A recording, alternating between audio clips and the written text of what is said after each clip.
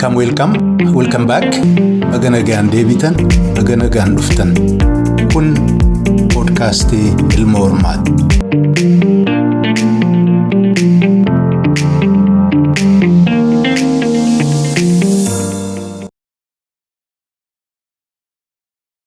Warri adii hogguu dura biyya keenya dhufan harka fuunee baga nagaan dhuftan jechuun simannee akka nu cinaa obbolummaan nagaan jiraatan hayyamneef.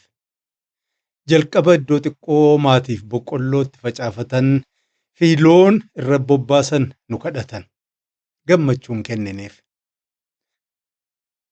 Gaafa warri adii kaabaan dhufan numatu obbolummaan simateen.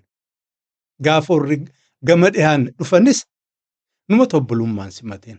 Warra keenyaa fi nuti isaan nagaan simatee akka nagaan nu cinaa qubatan hayyamneef. Lafti warri irra qubate keenyuma. Garuu takka bulanii lafa nu dabalaa jedhan ni idaaneef. Bubbulanii bineensa bosona ciisu kan ayyaanni ittiin haa of soorruuf nuuf laate fudhachuu barbaadan. Bineensa adamsaaf raasa seenan. Dachii midhaagduu ka qalbiin isaanii mararfate argan fudhachuu kajeelan. Dhiiroo dhiisaa jireenyaaf waan isin barbaadaa mara qabdaniif kana fudhachuu isiniin hayyamnu jenneen. Irreen nurraa fudhatan biyya akaakilee keenyarraa nu buqqisanii nu aari'an. Dhiiroo mee ilaalaa galata keenya akka isaan ittiin galchan. Naaf gala warra adii keessa namni dansaan numa jira. Garuu warra badoo ta'e waliin gitan. Warri hamoo jajjaboo ta'uun oolan kanaaf olii gad isaaniin deeman. Waan fedhan raawwatan. Kan bifaan isaaniin adda ta'an gabroonfatu. Garuu nu maraa'oo ayyaana tokkotu uume. Silaa taateef nullee nu gabroonfatu hawwan. Waan hin dandeenyeef nu jeesan. Irbuu seenan ni cabsan. Warra akka keenyaa akka warra lafaa hogguu wal hadhan kan nyaaphaa wayita araaraa amma obbolummaa waliin jiraachuun beekan. Warri adii nama keenya hogguu argan obboleessa kiyya jaala kiyya afaaniin jechaa harka fuudhanii achumaan dhabama godhan. Beekadhu an sitti meen jira. Jaallummaa jara kanarraa of eeggadhu. Dhaamsi kun bara 1817 Reverend John Heckwelder ka jedhamtu warra abbaa lafaa Ameerikaa warra ammaa Native American jedhamurraa galmeesse qeesiidha. Isaan keessa guddate. Egaa akkam jirtu nagaadhaa fayyaadhaa jajjabaattuu kunooti hin hafne kontiraatni ammas nu haaromsamee jennaan deebinee dhufne isin arginee jirra. Bakka nuti hin jirre warri mana ho'istan warri waltajjii kana gubbaattis maammila taatan martinuu baga nagaan dhuftan. Marti keessanuu baga nagaan dhuftan yaadhaa isiniin jedha. Egaa sagantaa hadhaa kana itti fufuudhaa fi qissaa tokkoon hin jalqaba. Biyya Ameerikaa sana keessatti bara 1787 jedhan oduudha gamaal beekna waan isaan qissaa ofii himan sana irruma deebinee isin himna. Erga federeeshinii ijaarratanii booda hiyyeessi qabsooftee maal jettee warra Ingilizii ofirraa ariite federeeshinii ijaarrattee achii booda warri duri adiintu ijaarri kun Ameerikaa sana keessatti akka jiru dachii sana fudhatee kubbaaniyyaa ijaarratee naggaadeen isaanii markabni kan isaanii dachiin kan isaaniiti. Hiyyeessi isaanuma jala faddagdi dadhabdee gamma kunoo bilisoomneerra lafas nu dabalaa qabeenyas nu kennaa maarree nuti dhiiga keenyaan lafee keenyaan dafqa keenyaan biyya kana ijaarre jechuu jalqabdee jennaa warritu ijaaraa kun dhiiroo badaa jirra. Dimookiraasiin nu balleessuuf jiraa jedhanii waliin dhaamsa daddabarfatanii mala waan kanarra aanan ugaa harka lafa jalaatiin tolfataa turaniiti bara 1787 kana koongireesii isaaniitiin mee warra kolonii kutaalee isteetota kana bakka bu'oota keessan ergadhaati konfedereeshinii kun rakkoo inni qaqqabu kana lallaallee waa susuphinaa akka jedhuun dhaamsatti ergan jechuudha. Jarri kun warra maabara waliin dhugu duubaan fuulduratti hin beekaman malee. Fuuldura nama bebbeekamoo garuu duubaan maabara qabanii nama beeku xiqqaadha.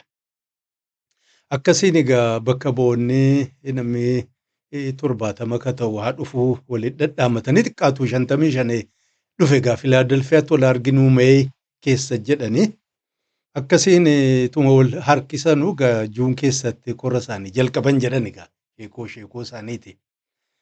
Egaa warri sun duubaan maabara qabdu warri loojiitti wal argitu sun erga tuutni galma seenee booda egaa nama ol ga'ee kana nuuf gaggeessu haa filannuu jette warri egaa duubaan marii qabdu. Isaanuma keessaa amma tokko ol ka'aan jeneraal kunoo Joorji Waashingtan haa nu gaggeessuu san kaadhima jedhe. Jennaan jarri kaanis egaa ta'ee fudhanne jedhan nama beekamaadha. Bilisummaadhaafis innaan lolan namni abbaa waraanaa ta'e isaan gaggeessaa ture isa kursii nuu qabadhu jedhaniin egaa walga'ii sana gaggeessuun ni gad ba'ee ziq jedhee taa'eet egaa irbuu seentan jedheen hadharraa kaasee amma korri kun dhumatu waan as keessa dubbanne namni tokkollee xis jedhee gabbahee dubbachuu hin danda'u waadaa seenaa jedhe irbuu seensiseen irbuu warra loojiin beektan hin cabu akka qoosaatti. Akkasiin egaa hunda erga irbuu seensanii booda foddaas cufaa balbalas cufaa jedhan tak as keessaa wanti bahu hin jiru. Akkasiin egaa taa'anii ji'a 4 guutuu jechuudha. Wal cafaqanii heeramma addunyaan waggaa 230 wayii ta'u guute kan Ameerikaa faarsan sana warri garee akkuma amantiittuu fudhata. Sana tumanii egaa akka isaan iyyatanii turan koongireesitti achi geessu ture. Isiin haraggaasistuu fi garuu karaan akkas hin taane isteetii hundattaa ergamee akka barbaadan irra murteessanii ol deebisan kan jedhuun adda deemanii kunooti egaa erga biyyi isaanii bilisoome waggaa 250 kunoo kabajuu jiran sanuma irratti hundoofnee gara horna Afrikaa sanattis warri wayii silaa nagaaf araaraa marii gaggeessina jedhanii heeras jijjiiruuf deeman fakkaata. Sanumarraa yoo dubbanne akkamii silaa tatteenyaa kadu'e lakkoofna naan jedhe gadaboon kiyya dhiiroo gadaboon sineessa jira quba qabdaniini moo waa lafee yoo argatee qorqaa jira naf fakkaata homaa jaamoo ji'aa 7 afurra isaan nageenya akkas egaa heera tumuun kun akkamii eenyuttuma herri gubbaa gadi gartuu wayii tume sun uummata hundaa bakka bu'uu dandeessi mirga uummata hundaa kabajsiisuu dandeessi. Gartuun alatti immoo uummata hundaaf ka ta'u heera tumuun uma danda'ama. Warri humna hin qabne, warri dinagdee hin qabne, warri barnoota zabanaa hin qabne heera tumuu keessa qooda fudhachuu danda'anii keessaa amma akka biyya keenyaa kanatti isiin Finfinnee jiraattu isiin magaalaa keessa teessu sun wal filtee gubbaa gadi. Ergutu sun heera biyyaa ta'uu danda'a. Uummanni immoo silaa uummannis taa'ee mari'atee nuyi jiruun keenya kana fakkaata. Seenaan keenyas akkasii jedhee ganda gandaan mari'atee ofii akkatti buluu barbaadu. Hadha keessa jiru kaleessa waan keessa dabarfatee dhufuuf hawwii boriif qabu mul'istu yoo hin tolchenne isiin biyya faranjii waan afaan Ingilizii walitti dhadhahan kan baratte waanuma faranjii mataa qabatte isaan immoo dantaa ofii olaantummaa ofii aadaa ofii naggada ofii walumaa galattuu olaantummaa ofii ittiin mirkeeffachuuf tolfatan sanuma dugda ba'attee ganna dheeraa sanuma hojjetaa baate as garagalchitee waan biyya sanaaf ta'u waan uummata sana fakkaatu nagaa waaraa biyya sanaaf fidu uumuu dandeessi moo tolchuu dandeessi moo dandeessuun gara fuulduraaf arguuf jiranna. Egaa mee ka warruma Ameerikaa kana haa waliin ilaallu. Dhugumaan heerri isaan tolchan sun uummata bal'aa gargaaruudhaaf moo hora heera gartuu xiqqaa takka dantaasii tiksu. Waggaa 230 jira. Heerri kun xiqqaatumarraadhuma 27 qofa jijjiiruu danda'an jedhani maaliif akkas ta'e? Uummanni bal'aa dimokiraasii akka argatuuf godhanii akka gaariitti midhaaksanii tolchan moo akka uummanni bal'aan gara dimokiraasiitti hin deemne isiidhuma utuu hafuura isii qaban jechuun maajooritiin takka akkasiin aangoon arganne akkasiin dinagdeen hin bayyananne gochuuf biloonii hidhanii biraa galanii. Kana kana egaa ilaaluuf tattaaffannaa.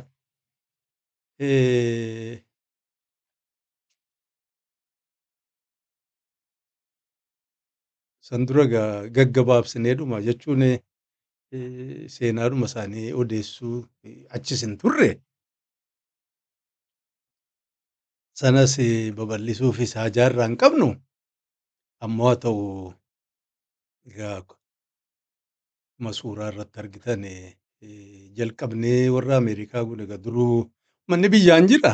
Namni isaanii herregatti galches hin jiru. Warruma Ingilizii kana dullattii bara Elizaabeet jedhamtu kun maayyiidhuma bara 16ffaa sana na fakkaata. Egaa warri Poorchugaalis warri jarri Ispaanyaas warri Hoolaandaas warri Faransaayis gabbabbahee qe'ee irraa deemee waa cirataa jira. Warri Poorchugaal kun eenyu Pireester Joon ka jedhamu Afrikaa kana moo Indiyaa jira jedhani biyya isaa keessa daamne akkuma kunoo laga keessa yaa'a ka jedhuun egaa gabbahanii dhaaba barbaada jechuudha. Akkasiin itti jijjiirani warri Ingiliziis maaliif biraa hafna jedhanii warri cocolleen tokko ka'anii dhaqnee ijaaruu qabda. Kunoo bishaanuma keenya cinaa jira. Akkuma taane caccabnee dhaqnee Ingilizii lammaffaadhuma mootittii keenyaaf ijaaruu qabna jedhanii egaa ol ka'anii deemanii akka isaan himatanii nama lamaan tokko obboleeyyan lamaan tokko Hanfiree Gilbertii fi Waalter Raalee egaa Hanfaree kanaa fi raageedhuma kana jennu raalee kanatu wal duraa duubaan kubbaaniyyaa wayii kun akka suuraa irratti argitanu dullattii kanarraa fudhatanii egaa gara sana deeman jedhanii dullattiin kun kunoo wayyaasii akka argitanutti egaa oduun bara sanaa isiin lakki nadheenii miti dhiirafaa jedhanii akka malee hamatanii hamuu bara sanaa gaba barreessan irraa hin dhaga'e. Shakkaniin morma irratti yeroo baay'ee naa gabbaatu waan kana fakkaata akka mul'attee hin beektu meekaappiidhuma kanaan yeroo baay'ee of dhoksiti ka jedhuun egaa hamatanii egaa barri sun bara eenyu Ruppoolis hin jiru shooyin isaa jijjiraate nagaa ture yookaan akka Deef Chaappeellee hin jirus warri alfaabeetis hin guddanne silaa harfii tokkollee irraa fudhattee nagaan biyyoo fi bulchitu turte isii dagaa nama jara kanaaf hayyama kennite kun akkuma suuraa irratti argitanu koomishiniin hayyamamee fi egaa bara sana kunooti loongitiidii 30 hamma 40 jidduu ka jiru kana jechuudha. Liigii 100 sii kenneera dhaqi seerri kana goota kana balleessitu faa jettee ergite.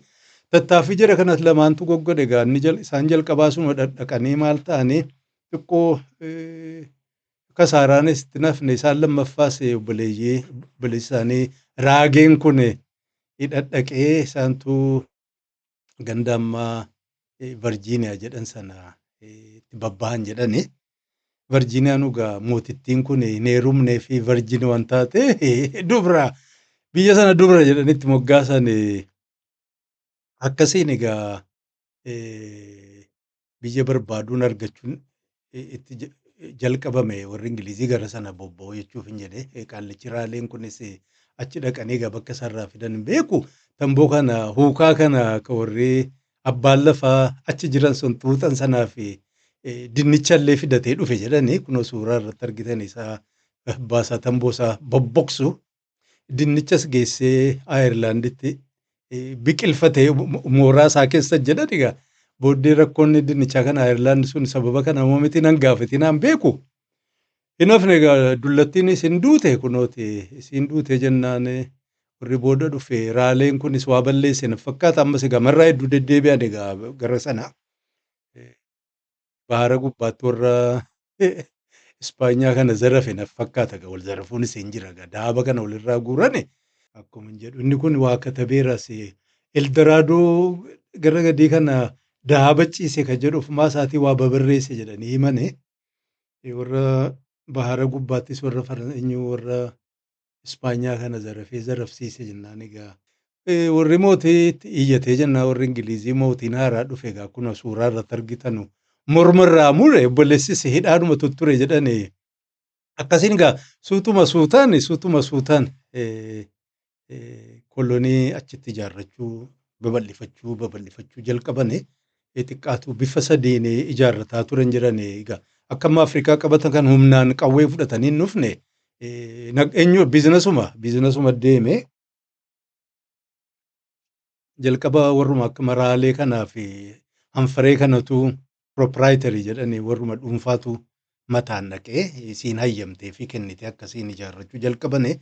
Booda immoo korporeeshiniidhuma ijaarratanii jechuudha. Namni maallaqa waliin buusee jechuudha. Warri gurguddaan warri Ingilizii farankaa qabu riskiin gama sana argameera. Dhaabni dhufuuf deema. Achi dhaqaati ooyiruus nu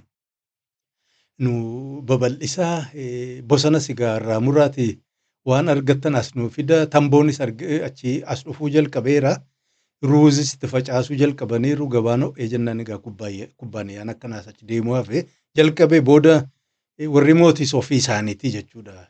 Crown land jedhanii ofii isaaniitis immoo lafa achitti qabatanii nama geessanii achitti qubatu. Lafuma warra nugusaarra dhaqee qubata. Akkasiin egaa tokkoon ta'u jedhanu 13 kana jechuudha. 13 ituu gaafa sana Flooridaan booda dhufte iyyuuti Joorjiyaan Saawus Kaarolaanaa irraa muranii ofitti dabalanitti guguddisaa dhufanii jechuuf hin jedhe oduu isaanii waluma hubannee wal yaadachiisuuf jedheetani. Egaa eenyu kaachirra dalagu jalqabannaa deeman ofii isaaniitti nama xixiqqoo kana guuranii deeman. Isiin kaanis achi markabarraa dhukkubaan isiin achi erga geessee booda dhukkuba kan biraatii walirrattis wal ajjeestee shaffattee wal dhibaa turte. Warra abbaa lafaa kanas gowwoomsanii farankaa xiqqaadhaanis waa kennanii callee fi akkuma itti kennanii daddalagsiisuuf yaalii godhanii turan. Garuu warratti numa hin hayyamnee fi egaa jiruun babal'atee dhufnaan egaa ol ergatan egaa nama nuu fidaa akka jedhu jechuudha. Nama nuu fidaa jiruun ho'eera nutti tolee jira nama nuu fidaa jedhan. Egaa nama yeroo garaa garaatti egaa nama bifa hedduu qabutu biyya sana dhaqe. Irra guddaan isaanii hiyyeessuma kana egaa biyya Ingilizii keessatti yeroo sanas ofii isaaniiti warri durii ciisanyaa namaa ture maal qabu innis jijjiiramee gariin dachiis dhiisanii waa hoolaa horsiisuu hiyyeessa gara magaalaatti ari'uu inni kaanis industirii jalqabee jennaan hiyyeessi danuudha. Isiin kaanis Iskootlaand keessatti eenyudhuma kana albuuda qotuun dhokkee godheen kana egaa olii guuranii farramsiisanii jechuudha. Egaa dhaqxee waggaa 2 hamma waggaa 7tti namaaf hojjettee dalagdee bakka bultu sii kennina waan nyaattu hin dhabdu nuuf dalagda jedhanii akkasiin egaa kadhaqu indentured servants jedhanii isa akkasiifaa jira. Booda immoo shiftaadhuma isa nama hatee wanjala garaa garaatiin dhama kana achi ta'anii qallabsiisuu dadhabanii maachachuun guurru jedhanis kunis sababuma akkuma jara kaanii inni kunis kontiraata farramee dhufa. Kaanis warruma egaa amantii Awurooppaan bara sana wal cinqaa turte. Pheenxeen garaa garaa jechuudha. Warri kaan Puritan, inni kaan Quakers fi Kaatolikni. Isiin kaan eenyudhuma Protestaantii warra Faransaay keessa turte. Isiin Kaatolikiin nu miite jennaan gara Ingiliizi baqatte. Ingiliiziinis achi fuutee dhaqaa. Lafti duwwaa jira isaan achi geessan jarri kaan Presbyterian fi inni kaan Luteraan. Kaanis warra Yihudaati. Yihudaan gariinsi Awurooppaa warra Poorchugaal waliin Biraazil dhabdee dhaqxee turte. Biraazil irraa dhidhibanii jennaan naf fakkaata ammoo as ol dhufte warra Hoolaand kana bira naf fakkaata warra Hoolaandaa kana waliin fira qaban dhuftee gara Niiworkii fi Niiwujersii kana fa'aa qubatte. Akkanii fi warri kaanis egaa warruma diddaa qabu warra restless ta'e warra hayya jedhee hayyamee hin bulle jechuudha. Mata yeroo hunda waa jijjiirama argamsiisuu danda'u. Kana hunda of keessaa Ingilizii fi Weelsii fi maarreen guurtee aritee doomaa fi doofaa qofa waan jedhanii hayyee jedhee tole jedhee gammadee inni ati nama maal adda si godha ka jedhamu wartinuu deeme inni kan akkuma nama kaanii jirra jedhee oolee bulu kanatu biratti hafe ni shiftaan kun dhufnaan egaa waa daddalagachuu jalqabee jechuuf hin jedhee Egaa bakka deemanitti warruma Ingilizii waan ta'aniif haa xiqqaatu haa guddatu mirgaa jiruu sana hahayyamaniif jiru. Hundaafi miti. Jalqaba irratti innaa deeman hundaafuu jechuun bulchiinsa amma gavarnar jedhanii egaa 13 kana irratti mataa mataan inni ijaarate ofii fi shoommata warri immoo lafa nugusaarra jiru nugusatti shooma. Siin kaan kubbaaniyyaa shoomatti. Amma haa taatuuti eenyudhuma caffee wayiis qabani manneen caffee kanaafis charchii ofiitiifis nama filachuu mirga qaba ture. Booda keessa gaa qabeenyis dhufaa wawayyaannaa dhufu ulaagaa jijjiirrachuutti seente jechuudha. Hiyyeessa waan qabne si amma farramtee dhufte kana lakkiisiidhaaf hin hayyamnu jedhan jechuudha. Dachii qabaachuu qabda farankaa qabataman gaafa farankaa ni gadaaba. Sana fa'aa agarsiisi jechuu jalqaban hiyyeessa gaa moggaatti dhiibuu warri tujaaraa kun akka malee achi fagaataa deemuun dhufe. Booda gaa lollis hin jijjiira Faransaayis ollaa jirti warri abbaa lafaas ittiin dhiisan hammuu danda'een nagaa dhoowwaa turane. Kanaaf mariinni duraa dhiiroo kophaa akkas faffacaaneen taanu maal qaba yoo walitti dhufne konfedereeshinii wayii ijaarranne ka jettu warrattiin amma gara olii jirtu jechuudha. Warri amma Niw Ingilaand isaan Piliimaawus kana Maasaachuuset kana Konnektiket ka jirtu gara olii Noorz ka jirtu kuni. Konfedereeshinii bara 1643 moo maal keessatti ijaarrachuu barbaadan warra kam kunoo maqaa ofii barreessanii.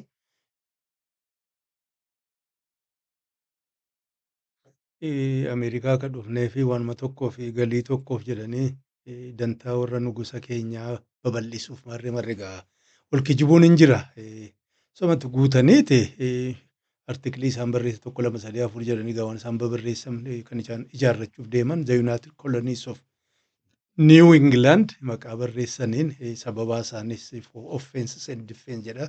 Gamtaadhaan jechuudha. Wal dhaqqabuu walii dirmachuu eenyudhuma kabajuu jechuudha waan amantiin keenya nu hayyamu gaafasa warri kun warruma New England kun Anglican Church jala warra jiru wal fafakkaatti. Jara kana maal biraa wanti isaan daddabatan konfedereeshinii gaa marraa duraatiif gabba'uu isaati ijaarrannaan kun ajaa'iba jechuudha gaafa sana.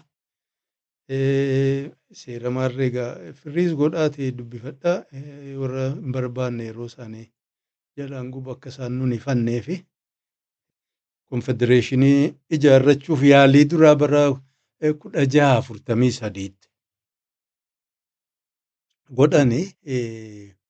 Egaa konfedereeshiniin isaan ijaarratan kun akka isaan himatanitti ittisaaf yoommoo duulli nutti baname waliin taanee immoo diina irratti duuluu ka jedhu kana ijaarrataniituma gara gaggalchan hin taane sababni isaas akka isaan of laalanitti walqixa achirratti taa'uun hin danda'amne. Inni kaan lakkoofsa namaatiin akka malee guddaadha. Ammoo konfedereeshinii kana keessa qoodni inni qabu walqixa. Booda gaa kasaaraanis nu guddata ka jedhu duubatti harkifachuun isiinuu deemte ofiisiitiin kasaarte jedhani hafe. Egaa bubbulee 1754tti na fakkaatu waggaa 100 ta'uuf deema. Walirraa kaaneen jechuudha jalqabaa konfedereeshinii isaanii ijaarrachuu barbaadan New England konfedereeshinii booda Albaanii filan yookaan immoo Firaanklin pilaan illee jajjattiin jarri kun egaa warra jajjabaa dhufe amma babal'ataniiru. Jarri kunis gamtaa ijaarrachuu fi bulchiinsa hojii jijjiiruu jechuudha maqaa moggaafatanii waan jeneraal gavamment Ameerikaa keessatti ijaarrachuu maqaa dhahanii of qopheessanii akkuma silan jedhee pireezidant jeneraal tolfatanii kaawunsilii wayis mimmiidhaagfatanii achi bulchiinsa ofiitiif giraand kaawunsiliin akkamiin bakka bu'aa ergata ka jedhu walii qoodanii nama 48 kaaniif 7 guddaadha. Warratu waa xurumbaa guddataaf isaaniif nama 7 warri Virgiiniyaas warra gurguddaadha 7tu ijaarree warri dachee qotu isaanii. Kana kaaniif 5 kaaniif 6 Pensilveeniyaan 6 egaa achi booda Konnektiket isiiniifis 5 kennanii bulchiinsa haaraa ijaarrachuu jechuudha waan qoosaa miti. Niyyaan isaanii guddaadha. Dubbisaa barbaadan dhaabaati kunoo figaa Grand Council paarlaamaa isaan bulchuu ijaarrachuuf yaada lafa kaayyachuun waan qoosaa miti. Qooda isaaniillee jeneraal pireezidantiin sun eenyuun shuummachuu mirga qabaa. Gibira waraana leenjifachuuf waraana eenyuu jechuuf eenyu mirga qabaa. Kana giraawundi kaawunsilii fi kaawunsilii kanaa fi pireezidantii jidduullee mirga jiru qoqqoodanii booddee egaa koongireesii isaanii kanuma Ameerikaanuu kanumarra fakkaatuun tolchuuf deeman maallaqa isaanii qabuu, maallaqa tumsuu, tolfachuu. Kunoo warra militarii kana eenyutu shoomaa kana egaa akka ajaa'ibaatti tolchanii bara kana egaa erga waan kana tolchanii gaazexaa ofii gaafa sana qabu gubbaatti egaa kunooti join or die ka jedhu akka waan saataayirii wayii fakkeessee maxxansee Firankiliin kun akkuma argitanuu kunooti egaa bofa ciccitee akka inni sarvaayiv godhu biyya keenyatti waa jedhanitti bofti kun walitti marree ka'e dafee ol kaaka jedhuun eegee kara duubaa kana saawus kaarolaayina warra saawuzii jiru kana gaafas eenyuunis hin jirtu na fakkaata joorjiyaanitti irraa hin cinne noorz kaarolaayina virjiiniyaan as jirti. Emmiin kun maasaachuuset ta'uusiiti pensilveeniyaan isa kana kan argitan niiw jersiin niiwuorkiin as jira. Niiw Ingilaand warra hafe sana gara olii warra jijjiran kana daddabalatee egaa join or die ka jedhu gaazexaarra baase. Kana kanaan tottolchaniis hin dhiisne ergatan na fakkaata gara Ingiliizitti homaa lash jalaa godhan isiinis facaate egaa dhiyaataa jira egaa.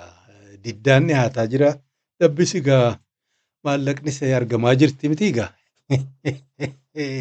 Achi bahuu barbaaduun dachiinis zarafuu barbaaduun. Kanaan jiran Ingiliiz immoo bara sana egaa walakkaffaa bara 1700 sana keessa isiinis rakkoo keessa tutturte mootii inni tokko akka malee diddide. As naqabaa achi naqabaana malee jedhee dide mirgi kiyya waaqumarraa hin argadhe jedhe egaa divine right of akkuma Haayile Sillaaseen keessatti heera biyyattii keessatti siyyuma egzaabeer jedhan sana akkuma sana egaa koppii jara kanarraa fudhatan fakkaataan akkaba akka barbaade anatu gibiras qaraxas isinirratti mura ka jedhuun uummata cinqee rakkisee jennaan egaa booda isas ofirraa darbanii bara sanaa kun garaa waliin laafu morma irraa muran fakkaata. Maqaan isaa Chaarlis ta'e hin beeku. Maqaan isaanii odanuu miti. Inni kaan Chaarlis, inni kaan Jeems, inni kaan Joon, inni kaan Wiiliyaams kanarran darbu. Kadhii dubartiis Elizaabeet yookaan Viktooriyaa yookaan Annaa yookaan Meeriidha. Warri beektaa waliin rakkadha maaltu sana waliin gara gaggalaa oola.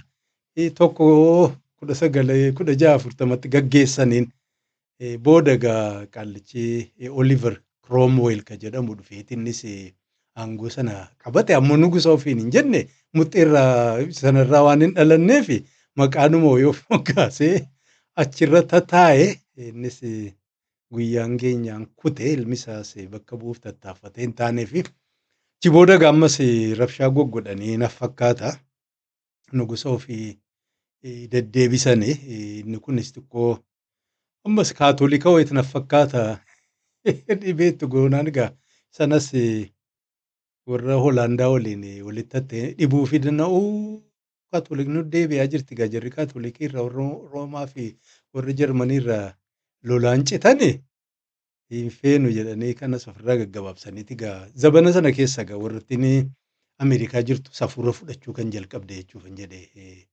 inni jijjiirama akkasii mul'ataa ture.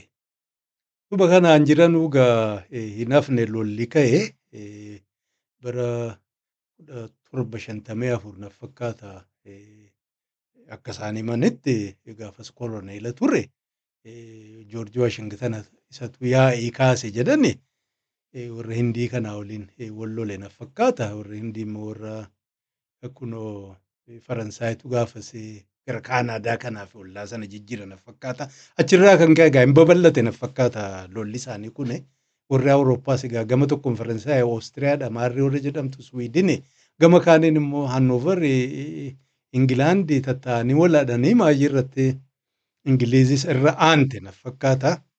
Egaa waggaa 7 wal sukkuuman jedhan inni kaan immoo lakki waggaa 10 wal sukkuuman jedha. Maaltu na dhibe? Wal shukkuumte dubbiin kun kan inaan si deemaa jiru sababa lola kanaan booda rakkootu warra Ingiliiz qabachuuf deema. Achirraan kan ka'e Ameerikaanis egaa bilisoomuuf deemti.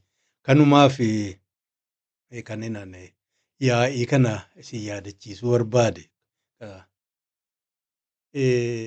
Nugusoonni bara durii sana egaa liqeeffatanii lolan siin naggaadaa taate collee taate egaa achuma teessee farankaatti liqeessitee ittiin jiruu ofii babal'ifatte. Yogguu lolan sana warra baalafaa warra Ameerikaa jiran sana gareen isaanii Ingiliizii cinaa dhaabbatanii waan Faransaayif lolame gaafasis waadaa seeneefii ture mootii warra Ingiliizii. Egaa nugusni 1760 wayitti gaafannee lola sanaan booda lolli dhumee araarri bu'e warra Faransaay waliin daangaa inni asii achi darbuun qabdan ka jedhu kan inni tolche kunoo isa kana ka argitan kana.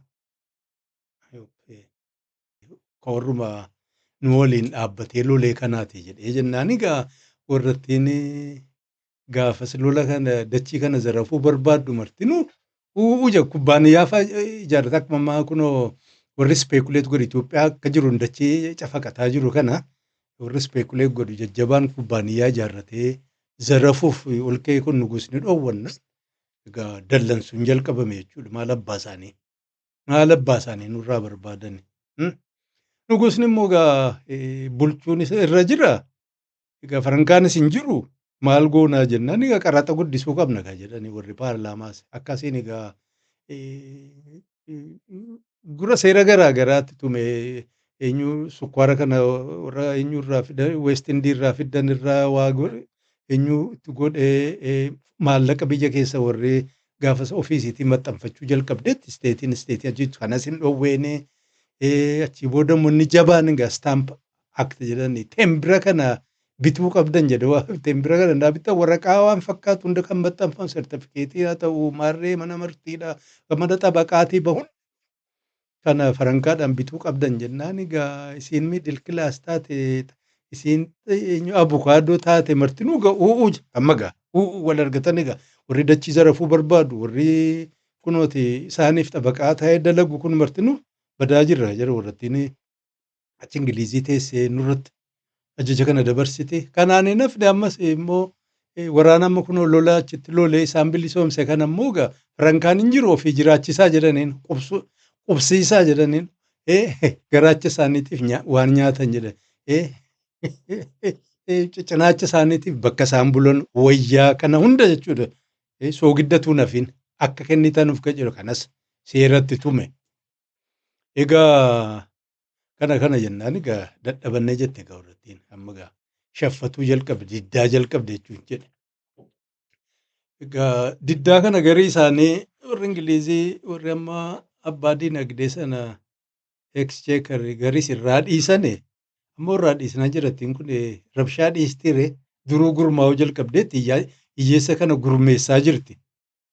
Yaa'iin jalqabamaa jira egaa waraana Ingiliizii achi jiru akka tokko waliin gaarrifachuu dhaqxee dubbii barbaaduufa tuttuquu jalqabdeetti. Warra isaan Sons of Liberty jedhanii ijaarratan jarri kun Niiworkittis Boostonittis yaa'ii jalqabaa jirani. Kanaaf egaa 1770tti tokko waliin bubbu'anii namni yoo irraa ajjeefame na fakkaata maasaakaar jedhanii nama 5 caalaa akka du'e natti hin fakkaatu. Kunis hin jira. Warri Ingiliiziis egaa jiratti kontiroobaanda nagaddu kana dhoowwuu barbaadanii markabas erganii jechuudha. Neeviin kontiroobaandii eegdu. Isiis guyyaa tokko immoo gaaspii ka jedhamtu markaba sana irra ba'anii achirra ka jiru warra nugusaa kana buusanii tumanii markabattis daaraatti deebisanii jedhame gamma iyyuun jalqabame. Ingilizii keessatti jirattiin sun quufteetti mootii diddefaa jedhan egaa. Kanaan hin hafne tuma kanaan jiran immoo kubbaaniyyaan British East India Company jedhamu durii akka inni dhaqee biyya Hindii kana bulche sagantaa tokko irratti isinii himeen ture. Inni kun egaa warri Taleeguu sun olii gad dhadhamaasanii kasaaruu dhiyaatee jira. Dur egaa waan qimamee fi shaayee achirraa guure gara Eesiyaa kanarraa fidee Ingiliizitti gurgura. Ingiliizii qaraxni warri tujaarra achi bu'aa irraa argatee achii booda immoo warri kolonii taate achirraa fuuti malee daayireekt suduudhaan ittiin gurguran turan. Suduudhaan geessaati warratti Ameerikaa kana gurguraa dur geessanii Ingilizii gurguran Ingiliziirraa qaraxaaf maarree guurratan achi immoo warri kun dhaqxee achii bittee as fiddi. Gaafa inni kasaaru akkuma amma kubbaaniyyaan gurguddaan gaafa kasaaru warri mootummaa warra weestii kun beelaawut godha. Tujaarri akka inni kasaaruun hayyamamu hiyyeessa haadha si daaraa ejjuun malee. Inni kunis kasaaree jennaan sheerholdarii martinuu warruma nugusaa fi warra baalaabbaataaf moqwaadhantiidha. Akkamiin nutti callistan jennaan maala goone jennaan kubbaaniyyaan kun qixali shaayii kana geessee achumatti daayireektaa gurguru jedhan ka. Warrattiin kontirobaandaan waa guurtee fiddu maarree jettu kana dhageesse jennaan monopolii nurratti ijaaruu fi akkamiin hayyama keenya malee nurratti nu hin moo paarlaamaan sun nun bulchu nu hin filanne kana gasan akkamiin warri nuyi bakka hin buufanne nurratti murtii kenna ka jedhuun kaasane kana fakkeessuu fi kunooti dirqiidhaan shaayii obaasaa jira. Dirqiidhaan seera nurrattuman fakkeessuu akka shaayii immoo dhugu warruma lafaati warra lafaa qabaniiti beektanii. Qaallittiin jaraan gammadneef fakkaate ija qabataa jirti. Kunoo akkasiin shaayii obaasaa akkasiin dirqiidhaan nu bulchaa jiran jechuu barbaadaniiti. Markabni kun egaa warri nugusaa sodaan qaban nutti ergan egaa bakka garaa garaatti shaayii kana shaayii qixalii kana baadhatee dhaqee warri buufata garaa garaa gariin isaanii kan dhufe sana buusanii dhuma gimjaabeetii galchina achumatti bira ta'an kaan immoo nutti hin fidin jedhanii ofirraa deebisan warra ittiin boostan jirtu yaa'ii warra barbaaddu warra amma kunoo Sons of Liberty jedhamu qeerroo bilisummaa isaanii jettaa'udha. Markabuma dhaabbatu kana loojii wayitti guyyaa takka seentee jedhan achiin waan bishaan wayii daffattee biyya waliin makattee warruma biyyaa warra aslii sana of fakkeessitee rifeensa ol dhadhaabdee waa wayiisti suuqqattee dhaqxee markabarra baatee shaayii warra nugusaa akkuma jiruun achirraa buustee jedhan baarti gannaqxe. Yaa'iin egaa achiin egaa amma eenyuun booda keessa bubbulanii Boston Tea Party jedhanii malee paartii wayiis hin jiru qabeenya namaa gubane akkas egaa eenyuun taxation without representation dubbiin jedhamu hundinuu kabara kana dhufee jechuu barbaadeetan. Gaajara kana eenyu sossoosaa yoo jettan egaa akka amma Saamu'eel Addaams ka jedhamu obboleessa isaa eenyu dubrii isaa fa'aa James Otis fa'aa Joon Dickinson jedhan isiin immoo magaalaa bakka biraa jira Pennsylvania jira ajaa'ibaati innis olola oofuu jalqabeera gajarri kun kan barreessan olola oofaa jiran gaazexaa zamana sana jirutti egaa itti oofuu jiran Dickinson kun a letter from a farmer in Pennsylvania to maarree jedhee kan inni barreessu biyya sana keessattis dubbifamee gara Ingilizii sanas dhaqee egaa jabaataa jiran jaarmee lafa jala hiyyeessa kana egaa isii durri bakka buufataatti achi dalagdu isii amma funyoo wali gudunfitee hojjettu anaaxiidha gimbanyaadha mekaanika maarree nafa gama kanuma jedhaniin gaafa sana jara kana wali kakaasuu jalqaban jechuudha. Yaa'iin bubba'uu jalqabe rabshaan kunis egaa jajjabaatee jennaan egaa lolli kakkaa'aa jira daraanuu dhaqqabaa akka jedhu akkanaan hin jiraannu waliin dhadhaammatanii jechuudha Filaadelfiyaatti wal arginutti 1774 barraa duraatiif jechuudha. Toora nama 55 ka ta'u dhuftee egaa marii jalqabde jechuudha. Marii kana irratti egaa rakkoon nu mudatee of bulchuu dadhabneerra biyya keenya abbootiin keenya warri keenya jechuudha akaakileen keenya dafqa isaaniitiin dhiiga isaanii tattaaffii isaaniitiin hamlee hin cabneen biyya isaanii ijaarratan kan achi ta'anii nurra qaraxa bira paarlaamaa sana keessaa nu bakka bu'aan qabnu akkamumaan paarlaamaan Ingilizii nurratti qaraxa nurra akkamumaan nu ajaja ka jedhugaa. Sababa kanaan wal gahanii warrattiin duubaan egaa waa qopheessitu duruun dhabamtu riizooluushinii 2 fudhattee dhufte inni tokko Safolk riizoolvi jedhanii warra Masaachuuset warruma amma gara Booston jiru sana qabatee dhufe. Kaan immoo warra Peensilveeniyaatti Gaalowwee pilaan jedhanii fidani. Kanarra amma mari'atanii kunooti xixiqqoo irraa inni sin agarsiisa. Kaan hin didani kan Gaalowwee kun kadhaa wayii qaban gusuma kana jala deddeemuu kana hin dandeenyu jettee. Kunooti Gaalowwee pilaan kun egaa waan hedduu ofirraa himata. Kanuma erga dhaggeeffatanii booda riizooluushinii lamaan dhihaateef sana ilaaltee jirri. Isa folk riizooluushin jedhan sanarraa fudhatanii egaa labsa baasanii namni baay'een isaanii Declaration of Rights jedha.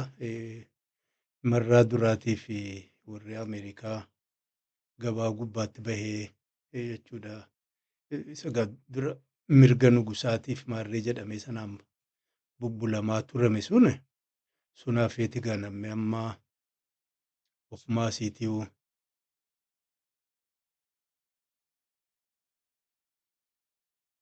mirga qabna ka jedhu uumaan jechuudha namni martinuu. Sabba jarri nugusarraa dhalanne maarree jedhu kana egaa bara kana enlightenment jettu warri faranjiin gaafa sana egaa namni gara sammuutii waan amantii qofa miti xiqqoo gama sammuutiinis waa lallaallachuu gara Faransaayis Ingilizii kana keessaayis namni daddanataa jira waa dudubbatu. Egaa sanarrattis hundaa'anii mirga ofii falmachuun egaa ni jirti. Kunooti isiniifan mul'isa ofii keessanii warri haajaarraa qabu firiis gootanii dubbisuu dandeessanii waan bara sana gajarree.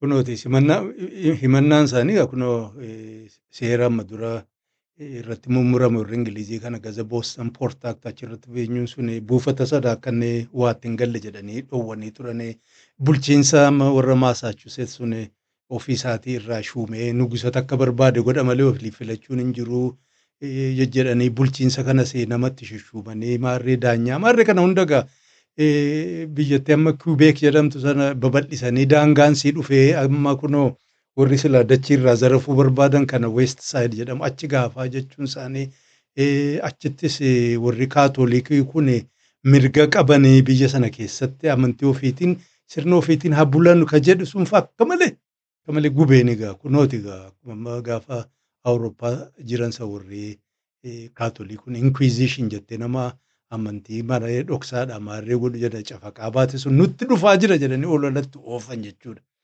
Kana hunda gaa taraniiti gaa kan isaan nuyi mirga qabna ka jedhan kunooti qabeenya horachuuf jiraachuuf gammachuu maarree oolanii buluu bittirkisee kana gaa nuyi warri kolonii Ingilizii jirru kun kana hundaa'uu qaqqabnaa ka jedhu kunooti baasanii dheeraadha warri waan akkanaa jaallatuuf ilaaluu dandeessanii. Kanaan hin dhiisne ofiis immoo murtii irra gahan egaa murtiin isaanii maal inni bittaaf gurgura egaa achi egaa waan naggadaa fi qoqqobbii the association ka jedhu labsii isaan dabarfatan kana egaa Seeptembar maarree 5 irraa kaasee jechuudha nuyi warri cokkoniin maajistii warri hacuucamne ka jedhu egaa. Haalli keessa jirru gammachuu kan ittiin dhabne kana maarree jedhaniiti egaa waan ga'ee tuttuqanii kunooti murtii isaan murteessan guyyaa Disembarii irraa kaasiiti will not waan warra Ingiliiz kanarraa waa tokko isaanittis waan erginu isaanirraa isin bitannu isaan Great Britain, Ireland isaanirraa anything waa takka shaqaxiin hin jiru jedhan bitachuun. East India Company shaayii isaa san fidullee takka nutti hin fidan. Waan irraa hin bitanne waan bitachuu didan illee kunoo liist godhanaa asirraa jechuudha. Kana himanii gabrallee gabrallee gabrallee gurgurtaa gabraa bittaa gabraa keessaa hin jirru jennuu harka keessaa hin qabnu himatani. Naggaadee kaanis egaa warri Istiindii kaampaanii irraa waa fiddan kana warra fe'atanuu warra maarree irraa isinitti himne irraa of eeggannaa jedhan egaa dubbisa ofii keessanii dhaabaati. Kunooti warra ammaa markaba qabuuf maarreedhaafis. Achi egaa ofumaaf immoo of qusannoo ka jedhu egaa indastirii guddisuu qonna keenya akka inni babal'atu gochuu maanufaakchariin of jajjabeessuu wal jajjabeessuu jiruu qananii waa baballeessuu kana tapha kana maarree kana qumaara kana fa'aa dhaabaa jedhanii wal gorgorsanii gatiin illee jechuudha waan amma waggaa darbe keessa gurguramaa ture keessa gatii hin daballe ka jedhullee walitti dhaaman egaa haa jajjabaannee rakkoo keessaa baanuu ka jedhu walitti dhadhaammate kanas ka to'atu komitee hunda jechuudha. Islaaminaa minaamin komitee jedhan akkasiiti egaa ganda keessa deemtee kan nama garaftu ka dide seera keenya balleessa ka jedhu egaa inni nu rakkoo guddaa ta'uuf deema. Kanafaatu man amma dura warra Ingiliziitti irratti qoqqoba godha amma jirri kun mataa isaaniitu qoqqoba jabaa godhan egaa Ingiliziitti hin gurgurru irraan bitannu jedhan egaa hin jiru. Wanni achi as dhufa asii achi ergamu hin jiru. Warra meeshaa olii gad daddabarsu illee isaaniif illee dinnina kennanii uummata biyyaatiif illee saqqii qabattoo keessan jabeeffadhaa jedhan amma booda qoosaan hin jiru. Kana egaa ofiis indastirii keenya guddifannaa amma dura egaa dhowwiteenii jirtu warri Ingiliziis indastirii guddifachuu hin dandeessan maaliif nurraa bitattanii ka jedhuun egaa bara sana kana hundarraa himattee akkasiin labsii sana baafattee egaa warri koongiresii jalqabaa jechuudha mootummaadhuma xiqqoo wayii mootummaa fakkaattu. Gargar deemte deebinee guyyaa biraa wal argina ka jedhuun.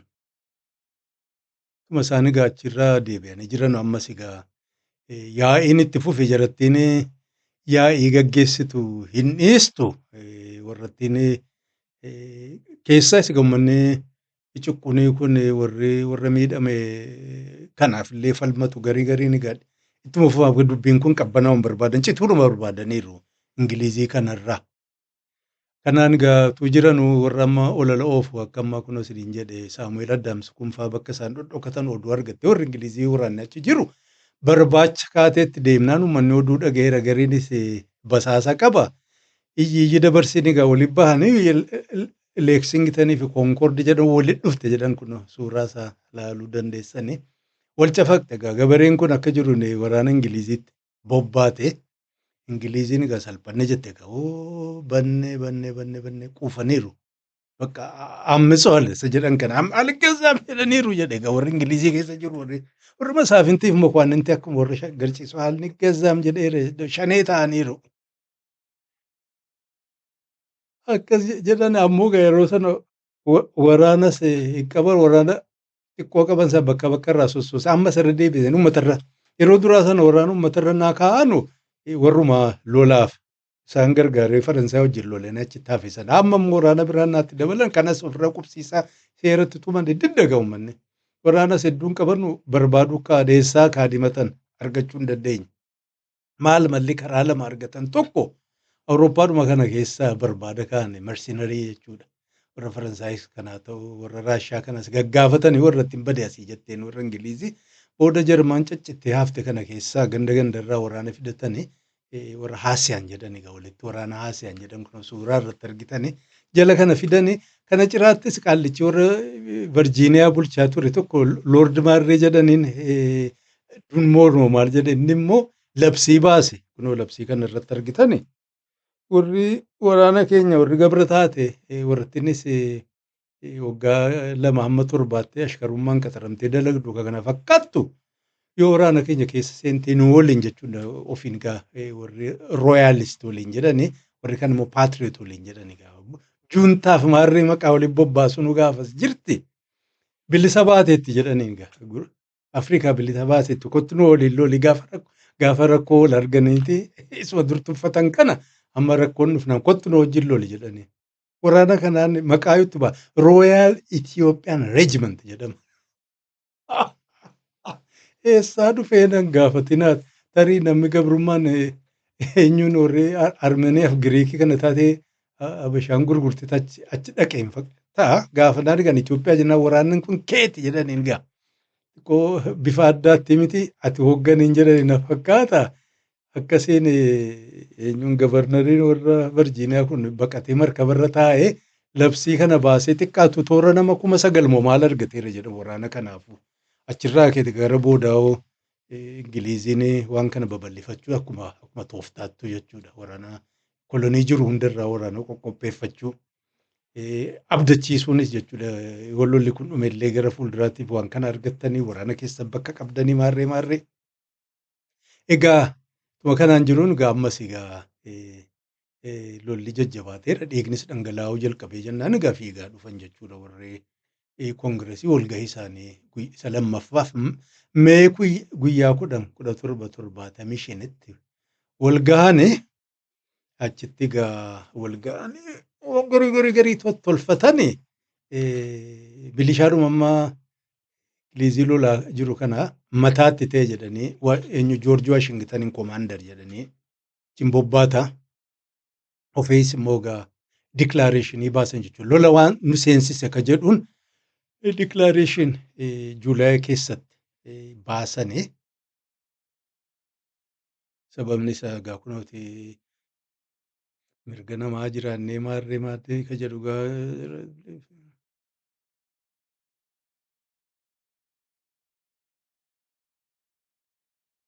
Waaqni uume nama biraa jalatti bulaa ka jedhu yookaan nama biraa akka qabeenyaa isin godhatu ka jedhu hin argine yoo jiraates waaquma sana shakkina ka jedhuun egaa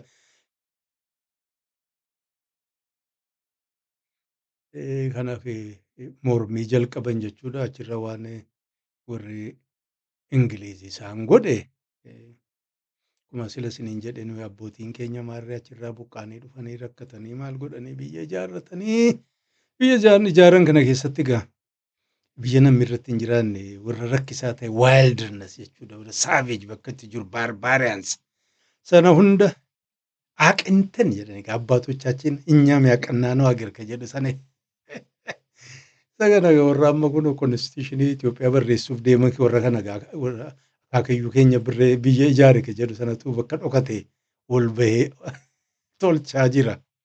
Akkasiin danuu dhagaa kana himatane firiis godhaati kanaaf lola banne ka jedhu himanni sana qofaas hin dhiisne gargariin immoo waan kun garaa jabaachuun hin barbaachisu ka jedhuun nugusaaf immoo araaraaf waan fakkaatu wayitu eenyuudhuma olive branch jetti warri warri seenaa babarreessitu olive branch jetti jarri kunis barreessanii nugusatti erganii nugusa bira gahee jedhanish jedhee qoshaashaa kanaan hin dubbisu jedhee achuma inni nu seera kan biraa jechuudha. Amma gaa seera guutuu itti labse jechuudha. Amma booda jarattii kanatti hin cufe jechuudha. Biyyattii guutuu warratti amma kolonii 13 sanaa akkasiin hin jirretti jechuudha. Hin cufee shaffatteetti ka jedhuun lolatti bane egaa maaltu jirare. Inni kun egaa all manners of trade and commerce is and shall be prohibited jedhe. Hin jiru kana ganni guutuu cufneerra jedhe. Blockade amma Hormuz jedhan sana gaafas godhe egaa kolonii 13 sana maqaa si tarreesse kunooti whereas many percent the colonies of marree the three lower colony marreedha assess themselves in open rebellion shaffataniiru ka jedhu jarri kun irra shaffataniiru diteelii isaa warri beekuu barbaadan haqaraatanu isaanii kanaan jiru gaa 1775 dhudhumatee 76 jalqaba irratti gurbaan tokko asii bahee achi bahee isaa kan hin beekamne Toomaas Peeyin kan jedhamu inuma waa babarreessu gaa amma common sense kan jettu barruu wayii toora fuula 40 qabdu kana barreesse egaa xiyyitii dubbii jajjabaa nugusa ammaan dura namni jedhe waan namni jedhee hin beekneen hunda jechuudha. Barreessee arrabsee jechuudha. Kunooti xiqqoodhuma naamunaadhaan fana asirra isinii kaa'a warri dubbisuu barbaaddan akkuma barbaaddattanii argattanii fi kunooti common sense eenyu yaaduma kiyya haala amma Ameerikaa keessa ka jedhu kuni babarreesse sana keessatti waa'ee bilisummaa mirga ofii falmachuu miidhaa irra dhaqqabaa jiru kana nugusni kun mirga maalii qabaa nu hacuucuuf ka jedhu kana barreessee egaa akka jiruun facaasaniin isteetii hunda keessa dhaqqabe jedhan bara sanatti xiqqaatu kuma 500 maal ka ta'u qophiin isaa gurgurame jedhan egaa sun egaa karaa irra ka jiru ጭቁኒin martinuu gaa amma gaa ol ka'e jechuudha waa takka bilisummaa malee wanti biraan jiru bilisummaa kan akkamii ka jedhu ammallee walitti hin mari'anne ammoo bilisummaadhuma ka jedhu qofa malee gaa kanaaf egaa amma nugusnis achi hin dhiisne egaa akkuma jiruun biloog godhaa jiran egaa waan ingilizii waan warra amma kolonii 13 sana bahu baara sana guutuu cufaa jedheen warra neevii isaatti ajjeese jechuudha. Yeroo kana egaa dubbiin jabaateerra warri koongiresii kunis egaa hundinuu isteetiin martinuu koloniin martinuu heera keessan barreeffadhaa jedhan akkoo isaanitti ol deebisna. Akkasiin egaa tuma deemanuu juun 7/17/76 ga'e jechuudha. Amma egaa warra ittiin lafa jalaan waa hojjettu akka ammaa Henry Marreen Lii jedhaniin Adams Jefferson akka immoo Dickinson kanneen lafa jala qoqqophoofee ofiis Virgiiniyaa kanatti Bill of Rights fa'aa tottolchatanii qoqqophaa'anii itti dhufan egaa. Itti dhufaniiti egaa rizooluushinii kora dhiyeessan qabxii 3 kan qabdu ajaa'ibaa marraa duraatiif jechuudha biyya sana keessa kunooti arguu dandeessani kunooti egaa waan jedhe egaa juun guyyaa 7 irratti waa 3 indipendent taatee jirti Ameerikaan.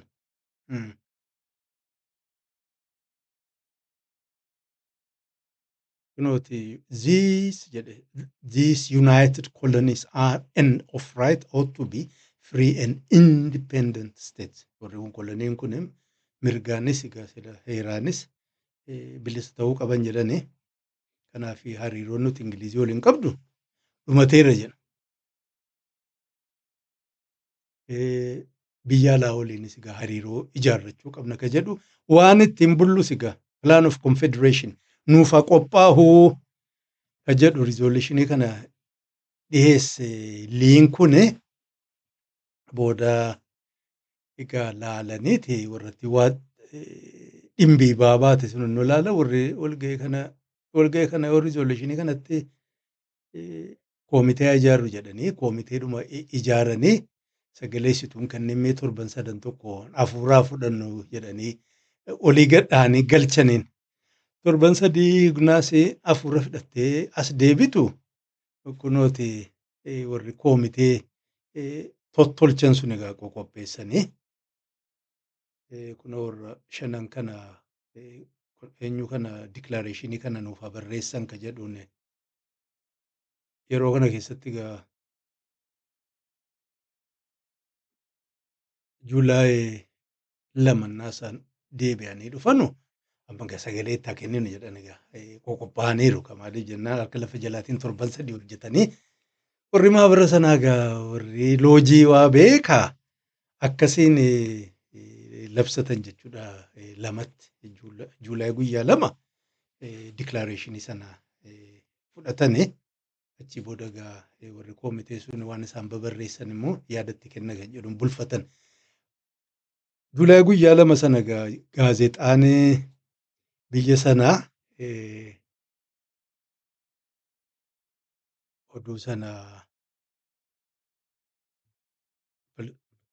fuutee baate kunooti waan isin barreessite abbaa lamaan tokko laalla Inni dura kunooti gaazexaan maqaan si yoo mul'anne wayyaan jirti.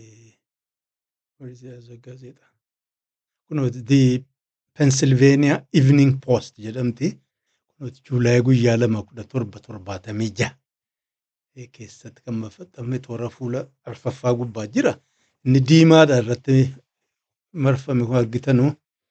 Guyyaa hadhaa jechuudha. The Continental Congress declared the United Colonies free and independent states jedha. Bilisa baaneerra jedhanii qaba. Bilisa baaneerra jedhanii waan isaan rakkoo irraa baane jedhan sana isiniif hanqaraa sanuma cinaa waa lama jira yeroo hunda namni kan dubbatu. Kunooti inni xiqqoo magariisaan itti mare badhaasa $3 jedha. Gabri tokko na jalaa baqatee na jalaa baafatee jira jedha. Maqaan isaas Ismaa'eel umriin waggaa 25 wayitaa miilli isaas xiqqoo bifti isaas mulaatoodha jedha. Habashaa wayiiti diqaalaadha. Adii fi sanyii biraa waliin makate jechuudha. Jabaa wayii fakkaata wayyaan uffate sinnaa adeemu miilli isaa akka tokko jajal'ata jedha. Ijoollummaa isaatiin waa tatta'eera. Kanaaf namni nama kana arge $3 fudhata. Kan biraas immoo badhaasatti jira. Namni biraa makiinaa maarree gaariidhaan akka hin deddeemsisne gaa jedhu labsa baas bilisummaa cinaa ilaalaa bara isaa akkatti jiru. Hawaasni garaagara ta'uu isaa isiniif himu. Kan biraas kunoota achuma Filaadelfiyaa. Inni kunis immoo eenyu wayiiti Eran Awway jedhan. Inni kunis warruma ammaa eenyuudhaan dalagu warra ammaa ashkarummaadhaan qaxalamee dalagu. Kunis maqaan isaa Simoon Gibnii kan jedhamu 30 years of age jedha. Kana ibseeti. Namni nama kana argee as dabarse shilingii 25 argata jedha. Warri gaa kana kaninaan fideef warri bilisummaadhaaf qabsaa'uu fi warri immoo kan biraa garaagarummaa ta'uu isaa jechuun biyya sana keessa jirri kun herreguma keessa hin jiran ammallee akkuma garbaa barbaadamaa jirani. Hojiin namaa ajaa'ibaa miti. Achirraa kan hafe isaan Declaration of Independence jedhu gaazexaan tokko guyyaa lammaffaa guyyaa Juulaay 3-4 irratti wawwayyeessan jedhani. Egaa namni oriijinaala sana harkaa qabu kan jiru natti hin fakkaatu. Mana maxxansaa ergame gurbaan warra mana maxxansaa ofii isaatii gaazexaa qabatus inni hin maxxansiin kan biraa wayii tokko keessaa argate akka inni baase hin beeknu. Maxxansee kunooti egaa achirratti iyyannaa 27 maali nugusni kan akkas nu godhee nugusni kan akkas nu godhee wanni isaan kana tarreessa gaa. Tarree waan isaan galchan keessaa asirraa mul'atu na fakkaatame isii kan qulqullummaan mul'atu kunis yoo mul'atte nan laala.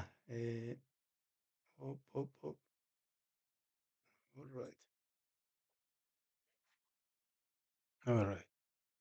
No, isin taane isaan kan kunooti mirgaaf falmiin isaanii inni duraa gaa. Waanuma seenaa ilma namaa maarreema jedhani tiyoorii bara sanaa jedhu law of nature maarree sana irratti of hirkisaniiti.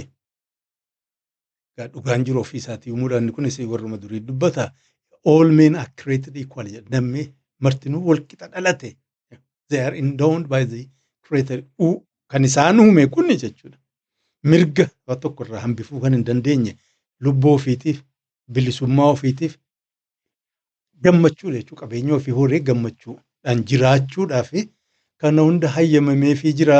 Nu maaliif dhabnaa jechuu isaanii. Kanarraan kan ka'e nugusni sun kana nu godhee sana nu godhe kan jedhu himatanii tokko nafne egaa akkuma warri 12-15 irratti warri amma Ingilizii sun warri baala abbataa makwaananti nugusa zabana sana jiru sana irratti maagnaa kaarta jedhanii 12-5tti iyyata dhiyeessanu akkanuma innis mirga keenya seera keenya maarree balleesse kan jedhu iyyannaa dhiyeessanii kunis egaa 1776tti iyyannaa kana dhiyeeffatanii kunooti waan ni godhe egaa sakkiinyuudha heera irratti umee dhufee waraana irra kaa'ee qaraxa irra gadabee waraanaan isaan marsee bulchiinsa isaanii diigee kana hunda himatan. Wanni ajaa'ibaa gara maayyii kan irratti kan jirtu diimaadhaan kan isin argitan warra amma domestic insurrection jedha. Gurraachi kun akka nurratti ka'u jechuudha. Gogodhe jedha warra abbaa lafaas jechuudha. Indian savage jedhanii laayidha. Sama aramanee jedhu biyya keenyatti nama kiristaanaa hin taaneen dur aramanee hojii jedhan sana. Warra kana hundannuu irratti kakaasuu isaa akka jedhuun. Egaa warruma amma barreessaa fuula dura gubbaa irratti ilmi namaa kun uumaadhaan mirga guutuu, bilisummaa, qabeenya horuu, maarree jedhan kanas garagalanii immoo warri doomastikiin egaa warruma amma gurraachaa fi warra hiyyeessa sana warra immoo abbaa lafaatiin jechuudha. Saaveeji jedhanii warra barreessan kana. Egaa Juulaay 4tti mataatii fudhatanii egaa adda bahan bilisummaa ofii labsanii Ingiliizirraa adda deeman. Egaa wanti baay'ee kan isaan himanu diraaftii isa duraa eenyu barreesse nama 5 egaa isaan kan filan isaan keessaa tokko Benjaamin Firaanklin fa'aadha. Inni na dhukkube jedhee irratti baay'ee qooda irraan fudhannee dhaamsa walii daddabaasaa turan jedhan hin amanu. Benjaamin kun akkuma isiniin jedhe albaanii pilaan kan jedhamu sana jalqaba irratti waan kana fakkaatu ijaaruuf tattaaffii nama godhaa ture beekamaadha. Maqaa guddaa qabeenya guddaas nama hore. Qaallicha amma sila isiniin jedhe Toomaas Peeyin illee Ingiliiz gaafa inni ture. Eenyuun kun Benjaamin Firaanklin kun Ingiliiz kana ganna dheeraa jiraateera. Ijoollummaadhaanis toora waggaa umrii 20 achi dhaqeera. Achiin boodas warra koloniin kun garaagaraa wakiila godhatanii Ingiliizii kana keessa taa'aa beekamaadha. Warra upper class waliin nama oolu. Toomaas Peeyin hin beekamne kanas dhaqi jedhee gaan beeku yoo loojii isaanii keessatti arge hin beeku isatti ergee naasimadhaa jedhee bakka dhufetti warra dooktoroota warra maareetu isa simate. Jara kanaatu gabaabaa barreesse Toomaas Jefferson isaanirraa ijoolleedha. Ammoo wixinee isaa barreesse jedhan isaan kan barreesse keessa amma Ingiliiziin akkas warri duwwisnee kun akkuma argitan mirga uumaa ilma namaa sarbee gabra gurguruudhaan maarree ka jedhee inni barreesse kun asirra haayilaayit godheera. Irraa hambisan jedhama gaa. Irraa hambisan. Booda keessa immoo warri dhuftee waa qoqqorattu lakkii isaa miti kana kan barreesse. Warra kaane maqaadhuma gurbaa kanaaf kennan malee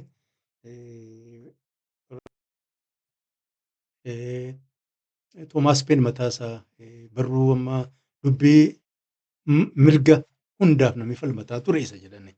San duras barruu wayii tokko barreessee ture. 75 keessatti warra gabrummaa Ameerikaa keessa deemurraa akka falma barruun kanuma isaa fakkaatti jajjadhani abbaa fedheef waa ta'u akkanaan biyyi kun bilisoomte egaa lolli deemaa jira. Lola kana keessaa gaa bahanii garam deemanii akkamiin amma heera Ameerikaa jedhamee faarfamu addunyaan kun hin deemtu namni gariin akkuma matsaafa qulqulluutti fa'aa himuu barbaadu kana akkamiin barreessanii guyyaa sana maaltu isaan dhaqqabsiise maal fakkaataa ture ka jedhu yoo jiraanne egaa sagantaa haasawaa jirra.